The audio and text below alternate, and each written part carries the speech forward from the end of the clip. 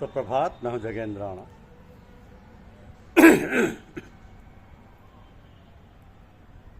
परमात्म तत्व का अनुभव, यह हमारी आज की आध्यात्मिक चर्चा का विषय। परमात्म तत्व का अनुभव। देखिए, परमात्मा का साक्षात्कार अथवा आत्मा की प्राप्ति के लिए सारे प्रयत्न निष्काम। कर्मयोग, ज्ञान योग, भक्ति योग, प्रेम योग, हठ योग, सुरत शब्द योग, राजयोग, अभ्यास योग, मंत्र योग आदि सारे प्रयत्न साधना कहलाते हैं। उन प्रयत्नों की निरंतरता करने वाला या प्रयत्नों को निरंतर करने वाला साधक परमात्मा में मन लगे या ना लगे कोई बात नहीं, पर स्वयं परमात्मा में लग जाए। अनंत काल से मनुष्य देहादि से संबंध रखने के कारण मान बैठा है कि मैं शरीर हूँ, शरीर मेरा है, मैं हिंदू हूँ, मैं मुस्लिम हूँ, मैं ब्राह्मण हूँ, मैं साधु हूँ, मैं करता हूँ आदि मान्यताएं इतनी दृढ़ हो जाती हैं कि जब तक इन मान्यताओं को वो स्वयं नहीं छोड़ता तब तक इनको कोई दूसरा नहीं छोड़ा सकता। ये मान्यताएं अवास्तविक एवं असत्य होने के कारण सदा रहने वाली नहीं है, फिर तो मिटने वाली है। ये मान्यताएं शरीर से माने हुए संबंध के कारण वर्ण, आश्रम, जाति, नाम, व्यवसाय तथा बालकपन, जवानी आदि अवस्थाओं को बिना याद किए भी स्वाभाविक रूप से अपनी ही मानता रहता है, अपने को उनसे कभी अलग नहीं मानता। ये मान्यता इतनी दृढ़ रहती हैं कि बिना याद किए सदा याद रहती है। इसके विपरीत जब किसी शुभ संस्कार बस साधक में श्रद्धा का प्रवेश होकर वो धर्मशास्त्रों का पठन पाठन अथवा मनीषियों से श्रवण आदि करके परमात्मा के परोक्ष ज्ञान को प्राप्त करता है, तब वह अपने को परमात्मा का समझता है। मैं शरीर नहीं हूँ, मैं ईश्वर का हूँ। यद्यपि जो व्यक्ति वर्ण, आश्रम, विद्या, बुद्धि, योग्यता, पद और अधिकार आदि को लेकर अपने में विशेषता देखता है, वो ईश्वर भक्त नहीं है। ईश्वर भक्त भगवानिष्ठ होता है। वो शरीर, इंद्रियां, मन, बुद्धि, क्रिया, फल आदि सब परमात्मा को अर्पित करता हुआ सबका मालिक परमात्मा को ही समझता है। ये तीन इच्छाएं बंधन का कारण ना होने से कामना नहीं कहलाती। ईश्वर दर्शन या प्रेम की कामना, स्वरूप बोध की कामना, सेवा करने की कामना। स्वरूप बोध और ईश्वर दर्शन की इच्छा कामना नहीं है, क्योंकि स्वरूप और परमात्मा दोनों ही नित्य प्राप्त तथा अपने हैं। वास्तव में साधक को सबसे पहले अपने लक्ष्य, ध्येय अथवा उद्देश्य को दृढ़ करना चाहिए। फिर उसे पहचानना चाहिए कि उसका संबंध वास्तव में किसके साथ है। फिर चाहे कोई भी साधन अथवा अभ्यास करे, चाहे वह प्रेम योग, समर्पण योग, निष्काम कर्म योग या ध्यान योग, ज्ञान योग या अभ्यास योग करे। जब साधक का ये लक्ष्य हो जाता है कि उसे परमात्मा को ही प्राप्त करना है, तब वो ये पहचान जाएगा कि अनादिकाल से उसका परमात्मा के साथ स्वतः संबंध है। तब कोई भी साधन उसके लिए बड़ा या छोटा नहीं रहता। किसी साधन की सुगमता या कठिनता रुचि और उद्देश्य पर निर्भर करती है। रुचि और उद्देश्य एक ईश्वर का होने से साधन या अभ्यास सुगम होता है, तथा इसके विपरीत रुचि संसार की ओर, उद्देश्य परमात्मा का होने से साधन कठिन हो जाता है। मैं क्या हूँ इसका तो पता नहीं, परंतु संसार या शरीर क्या है। संसार या शरीर जो उत्पत्ति विनाश वाला है, सदा एक रस रहने वाला नहीं। ये सब का अनुभव, इस अनुभव को निरंतर जागृत रखना चाहिए।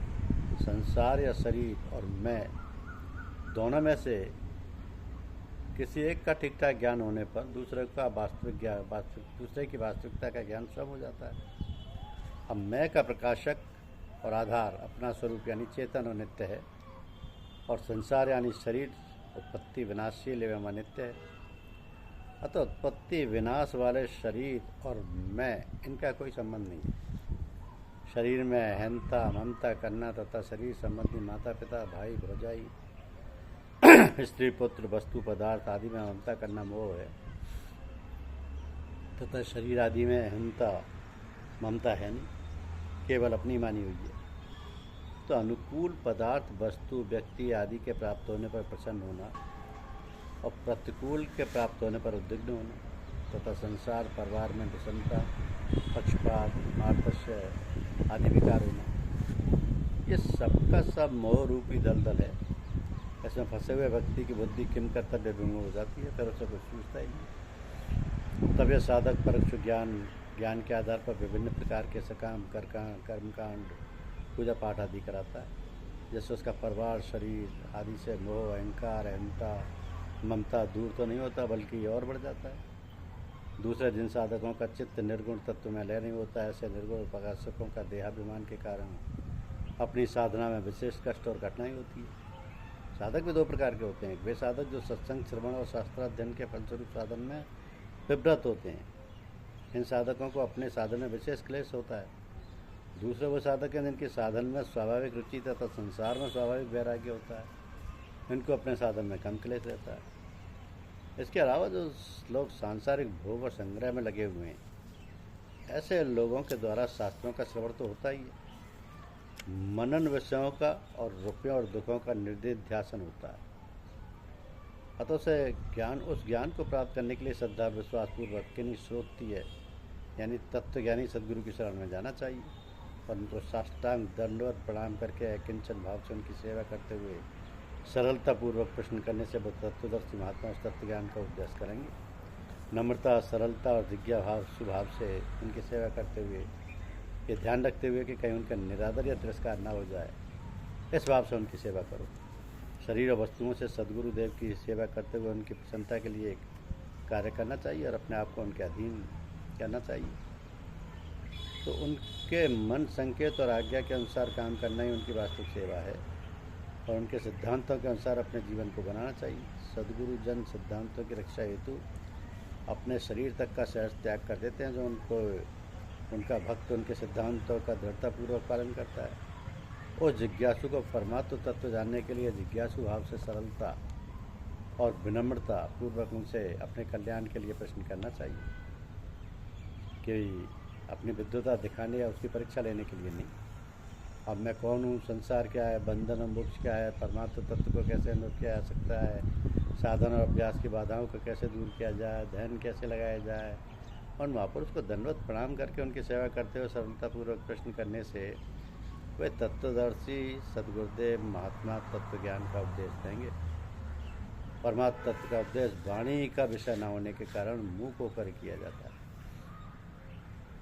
तो जब ये पूर्ण समर्पित भाव से सदगुरु के बताए हुए रास्ते को अपनाकर दृढ़ता उद्देश्य सामर्थ्य और तत्परता पूर्वक आगे बढ़ता हुआ परमानंद में सभी समाधियों से श्रेष्ठ सहज समाधि को प्राप्त करता है।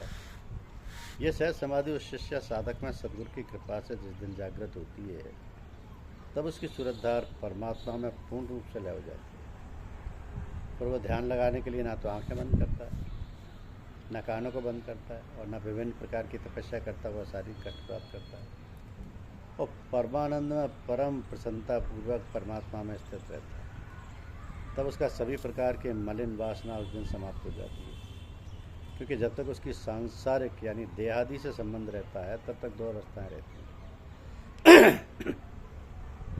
क्योंकि परिवर्तनशील होने के कारण जड़ प्रकृति कभी एक रस नहीं रहती, तथा समाधि और व्युत्थान ये दोनों अवस्थाएं जड़ता के संबंध से ही होती हैं। तो जड़ता से संबंध विच्छेद होने के कारण सहज अवस्था होती है, जिसे आप पुरुषों ने सहज समाधि कहा है। इससे फिर कभी व्युत्थान नहीं होता, वह उठता बैठता चलता फिरता सोता जगता हुआ उस परमानंद में परमात्मा में लय रहता है, जिसका आनंद और सुख सभी दुख और सुखों से परे है तथा परमानंदमय है। धन्यवाद।